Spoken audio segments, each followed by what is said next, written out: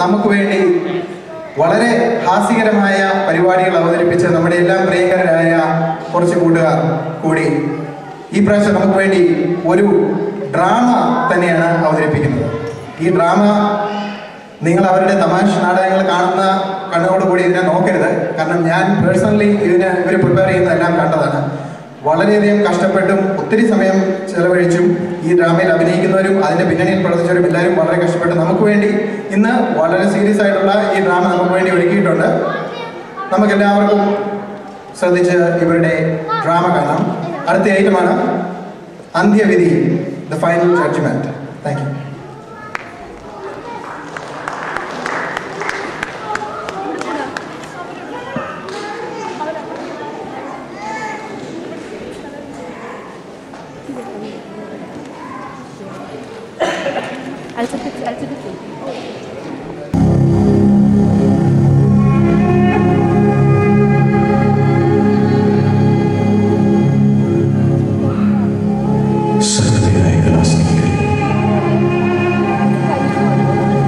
ലോകമെങ്ങും ക്രിസ്മസ് സന്തോഷം പങ്കിടുമ്പോൾ ക്രിസ്തുവിന്റെ മരണവുമായി ബന്ധപ്പെട്ട ഏതാനും ചരിത്ര സംഭവങ്ങൾ ഓർത്തിണക്കിക്കൊണ്ട് തരികിട കലാകേന്ദ്രം നിങ്ങൾക്കായി സമർപ്പിക്കുന്ന ഈ വർഷത്തെ ഏറ്റവും പുതിയ നാടകം അന്ത്യവിധി, The Final Judgment. രംഗമൊന്ന്. 2000 വർഷങ്ങൾക്ക് മുമ്പത്തെ യഹൂദിയ യേശുവിന് ജനങ്ങളിലുള്ള സ്വാധീനം വർദ്ധിക്കുന്നത് കണ്ട് പരിഭ്രമത്തിലായ ജൂതപ്രമാണിമാരായ കയ്യപ്പാസും അന്നാസും ചേർന്ന് യേശുവിനെ തടവിലാക്കുന്നു.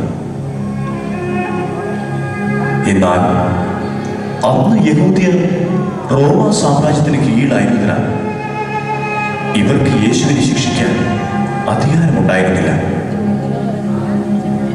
അതിനാൽ യേശുവിനെ വധിക്കുന്നതിനുള്ള എല്ലാ പദ്ധതികളും തയ്യാറാക്കിയ ഈ പുരോഹിത പ്രമാണികൾ യേശുവിനെ വിചാരണയ്ക്കായി റോമൻ ഗവർണർ പീലാത്തോസിന്റെ അരമനയിൽ ഹാജരാക്കുന്നു. ഞങ്ങൾ ആരംഭിക്കട്ടെ. അന്ത്യവിധി, The Final Judgment.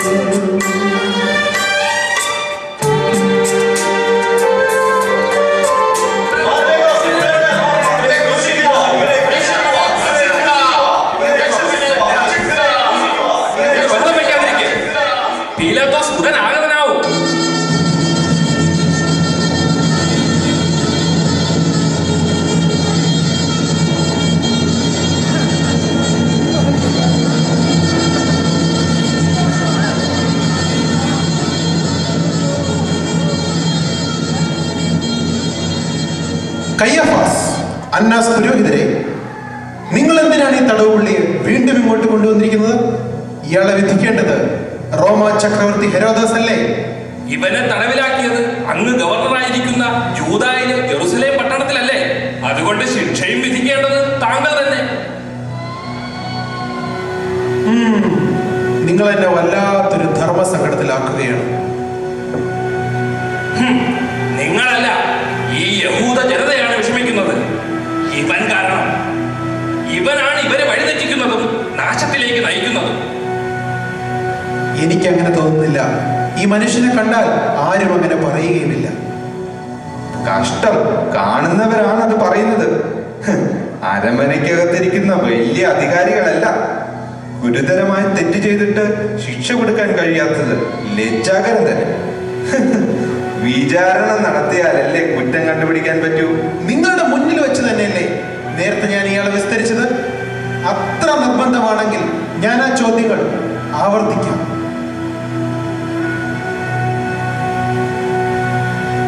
അങ്ങ് യഹൂദരുടെ രാജാവോ? ഇത് നിങ്ങൾ സ്വയം പറയുന്നതോ അതോ മറ്റുള്ളവർ പറയുന്നത് നിങ്ങൾ ആവർത്തിക്കുന്നതോ? ഇവൻ കുറ്റമേ. നിങ്ങൾ സംസാരിക്കേണ്ട. എന്താണ് അങ്ങേക്ക് പറയാനുള്ളത്? എന്റെ രാജ്യം ഈ ഭൗതിക ലോക സംബന്ധിയായതല്ല. അപ്പോൾ നിങ്ങൾ രാജാവാണോ? ഞാൻ അവതരിച്ച് ഈ ലോകത്തിൽ ആഗതനായത് സത്യത്തിന് സാക്ഷ്യം വഹിക്കാനാണ്. സത്യത്തിലും സ്നേഹത്തിലും വിശ്വസിക്കുന്നവർ എന്റെ ശബ്ദം കേൾക്കുന്നു. സത്യം. നാടൊട്ടൊക്കെ നടന്ന വിപ്ലവം വിളമ്പി സീസർ ചക്രവർത്തിക്ക് കപ്പം കൊടുത്തിരുന്നെന്ന് പറഞ്ഞു ഈ തച്ചന്റെ മകൻ.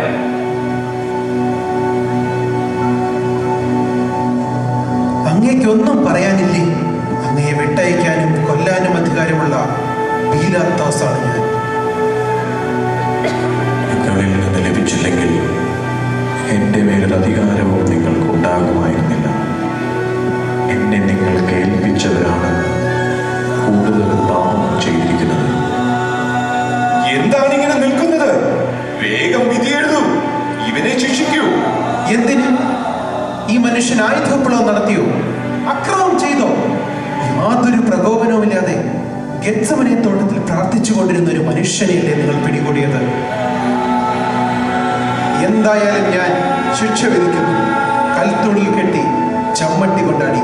വെറും ചമ്മട്ടി കൊണ്ട് അടിയോ? എങ്കിൽ നിങ്ങൾ സീസറിന്റെ ശത്രുവാണ്. ഇവനെ കൊല്ലണം.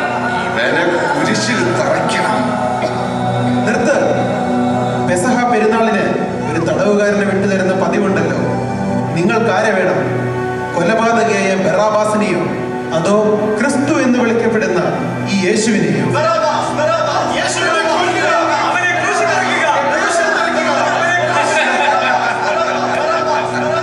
നിങ്ങളുടെ ആഗ്രഹം പോലെ അത് നടക്കട്ടെ. ചരിത്രം എഴുതും. ഈ നീതിമാന്റെ രക്തത്തിൽ പീലാത്തോസിന് പങ്കില്ല.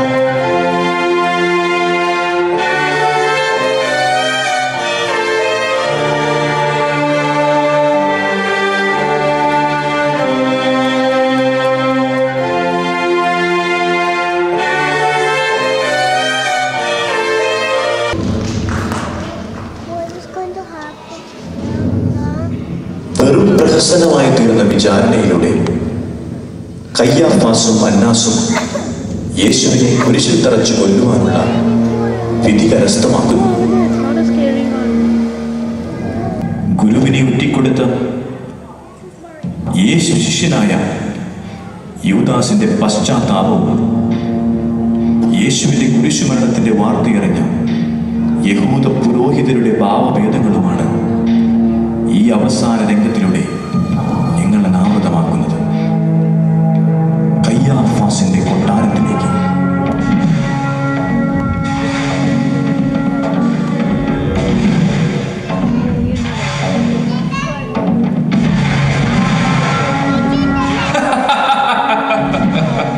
എന്റെ വലിയ ശത്രുവിന്റെ കഥ കഴിഞ്ഞു.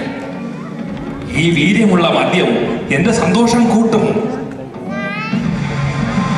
ഇതിനകം അവൻ പിടഞ്ഞു പിടഞ്ഞു മരിച്ചു കാണും.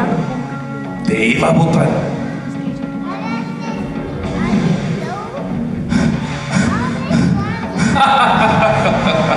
വരൂ യൂദാസ്, എന്റെ സന്തോഷത്തിൽ നീയും പങ്കാളിയാവൂ. എന്റെ ഗുരുനാഥൻ എവിടെ? നിന്റെ ഗുരുവോ? കാൽവരിക്കുന്നിൽ ഈ തണുപ്പത്ത് ഒരു മരക്കുരിശിൽ ചോര വാർന്ന് കിടക്കുന്നുണ്ടാവും. മരിച്ചു കാണില്ല. ചെന്ന് നോക്ക്. നീ എന്തിനിത് ചെയ്തു? സ്നേഹം മാത്രം പഠിപ്പിച്ച, സ്നേഹിക്കാൻ മാത്രം അറിയുന്ന എന്റെ ഗുരുവിനെ ഒരു ചുംബനം വഴി ഒറ്റിത്തന്ന് 30 വെള്ളിക്കാശ് മേടിച്ചിട്ട് ഇപ്പോൾ കൊല്ലാൻ വേണ്ടി ആയിരുന്നില്ല, കൊല്ലുമെന്ന് കരുതിയുമില്ല. തടവിലാക്കുകയുള്ളൂ, ജീവന് ഹാനി വരുത്തില്ല എന്നല്ലേ നിങ്ങൾ പറഞ്ഞത്? നിനക്കെന്ത് പറ്റി? നീ ഒരു ശുദ്ധഗതികാരൻ. എന്താ ഇത്ര പെട്ടെന്ന് ഇങ്ങനെ ഒരു മാറ്റം? മാറിയത് നിങ്ങളാണ്. വാക്കു പാലിക്കാത്തവർ, വഞ്ചകന്മാർ, ദ്രോഹികൾ. ഇത്ര സ്നേഹമുണ്ടെങ്കിൽ പിന്നെ നീ എന്തിനാ യേശുവിനെ ചതിച്ചത്? എനിക്ക് തെറ്റുപറ്റി. പടയാളികൾ പിടിക്കുമ്പോൾ അത്ഭുത സിദ്ധി കൊണ്ട് രക്ഷപ്പെടുമെന്ന് ഞാൻ ഊഹിച്ചു. അത് കൊള്ളാം. എന്റെ പക്കൽ നിന്ന് 30 വെള്ളിക്കാശ് നിന്റെ ഗുരുവിന് ഞങ്ങൾക്ക് കിട്ടുകയില്ല. എന്നിട്ട് എന്താ നിന്റെ യേശു രക്ഷപ്പെടാത്തത്? ഇപ്പോൾ കുരിശിൽ കിടന്ന് ചോര വാർന്ന് മരിക്കുന്നുണ്ടാകും.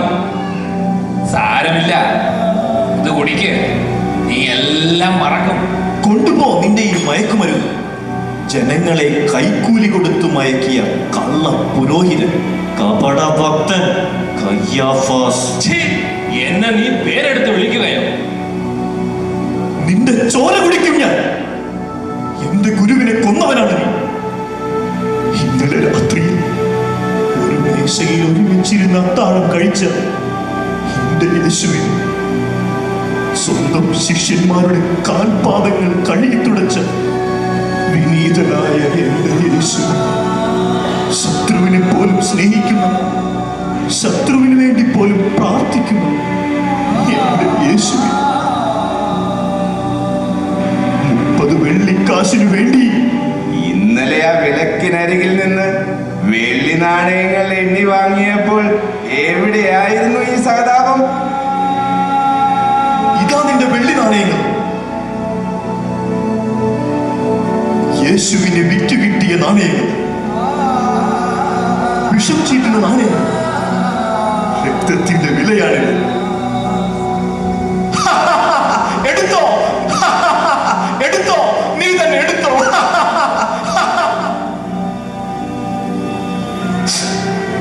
ശത്രുക്കളെ സ്നേഹിക്കാൻ പഠിപ്പിച്ച ദൈവപുത്രനെ ഒത്തിയതിന്റെ വില. യൂദാസ്, നീ ഇപ്പോൾ പോകണം. നിന്റെ സമനില തെറ്റിയിരിക്കുന്നു. ഇതെല്ലാം ലോകത്ത് നടക്കുന്നതല്ലേ മകനെ? ഇല്ല, എനിക്കൊരിക്കലും സമാധാനം ലഭിക്കില്ല. സ്നേഹത്തിന്റെ പ്രവാചകനെ കൊന്നവനാണ് ഞാൻ. നൂറ്റാണ്ടുകളോളം എന്റെ ആത്മാവ് ശാന്തി കിട്ടാതെ അലയും. നീയും കിളിക്കുഞ്ഞിനെ കൊന്ന കഴുകന്മാർ. ഞാൻ എവിടെ പോയി വിളിച്ചാലും അങ്ങ് എല്ലാം കാണും. ഞാൻ കൊന്നു, എന്റെ യേശുവിനെ ഞാൻ കൊന്നു. പാവം യൂദാസ്, നിന്നെ ഞാൻ ശരിക്കും മുതലെടുത്തു. അതാണ് ഈ കയ്യാഫാസ്. ചരിത്രം എന്നും ഇങ്ങനെയാണ്. സത്യം പറയുന്നവരെ ക്രൂശിലേറ്റാൻ ഇവനെ പോലുള്ള ചില ദുർബലർ ഉണ്ടായേ തീരൂ. അതെ, ഈ ജനങ്ങളെ എന്നും നമ്മൾ ഭരിക്കും. സ്നേഹമാണ് ദൈവം എന്ന സത്യം ഈ വിഡ്ഢികൾ ഒരിക്കലും മനസ്സിലാക്കരുത്. എന്നും നമ്മുടെ ചങ്ങലപ്പൂട്ടിൽ കിടന്നാലേ നമ്മുടെ വർഗത്തിന് രക്ഷയുള്ളൂ. ഇപ്പോൾ മരിച്ചു കാണും ലോകരക്ഷകൻ. കയ്യിലും കാലിലും നിന്ന് ചോര വാർന്ന് വേദന തിന്ന്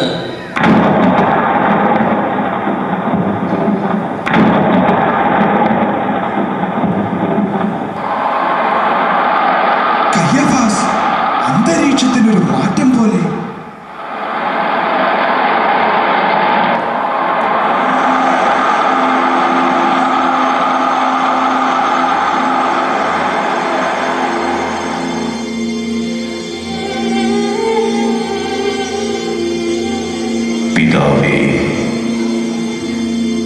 ചെയ്യുന്നതെന്തെന്ന് ഇവർ അറിയുന്നില്ല.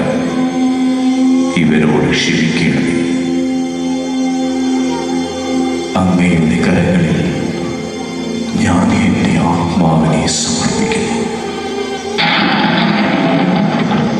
ശരിയാണല്ലോ, ഈ പട്ടാപ്പകൽ സൂര്യൻ മറയുന്നു, കൊടുങ്കാറ്റടിക്കുന്നു. അയ്യോ, ഭയമാകുന്നല്ലോ. അയ്യോ,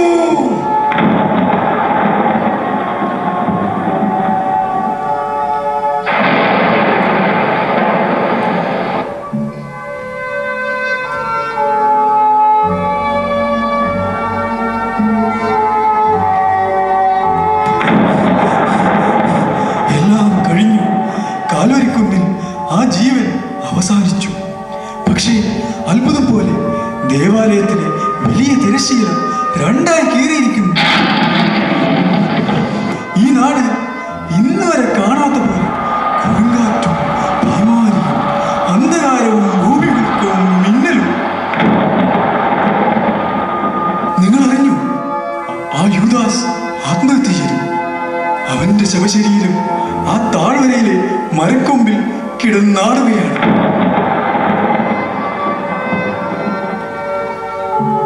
എന്തോ ആകെ കൂടി വല്ലാത്തൊരു കുഴപ്പം പോലെ. ഇതൊക്കെ പ്രകൃതിയിൽ സംഭവിക്കുന്നതല്ലേ പുരോഹിത?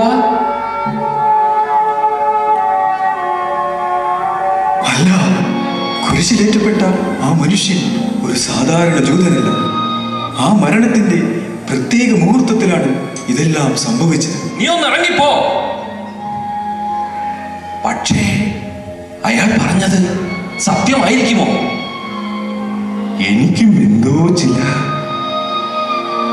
3 ദിവസത്തിന് ശേഷം കല്ലറയിൽ നിന്ന് യേശു ഉയർത്തെഴുന്നേറ്റാൽ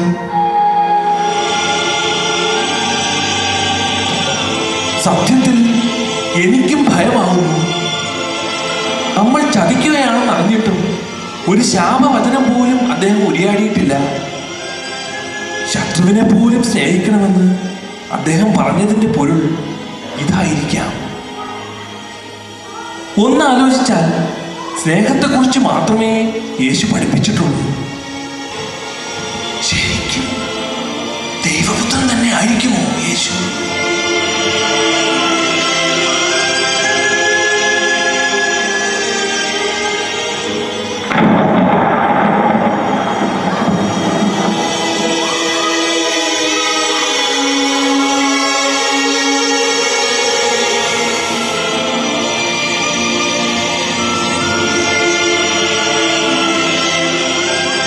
കയ്യാഫാസും അന്നാസും ഭയപ്പെട്ടതുപോലെ 3 ദിവസത്തിന് ശേഷം കല്ലറയിൽ നിന്ന് യേശു ഉയർത്തെഴുന്നേറ്റു.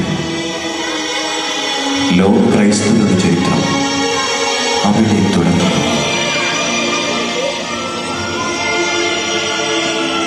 ഞങ്ങളുടെ ഈ ലഘു നാടകത്തിന് പിന്നിലെ കലാകാരന്മാരെ നിങ്ങളുടെ അറിവിലേക്കായി പരിചയപ്പെടുത്തട്ടെ.